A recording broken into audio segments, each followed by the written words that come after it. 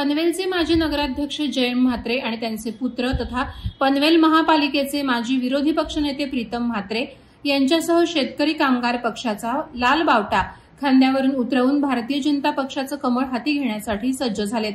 आपल्या सर्व समर्थकांसह भाजपमध्ये जाहीर प्रवेश करत असल्याची घोषणा माजी नगराध्यक्ष जयंत म्हात्रे यांनी सोमवारी सायंकाळी घेतलेल्या पत्रकार परिषदेमध्ये केली होती। त्यानुसार माजी नगराध्यक्ष जयंत म्हात्रे आणि पनवेल महानगरपालिकेचे माजी विरोधी पक्षनेते प्रीतम म्हात्रे यांचा त्यांच्या असंख्य समर्थकांसह भाजपमध्ये जाहीर पक्ष प्रवेश सोहळा शनिवार दिनांक 10 मे 2025 रोजी सायंकाळी 5:30 वाजता रामशेठ ठाकूर मैदान plot number 6 sector 12 Ulwe node आयोजित करण्यात आला आहे।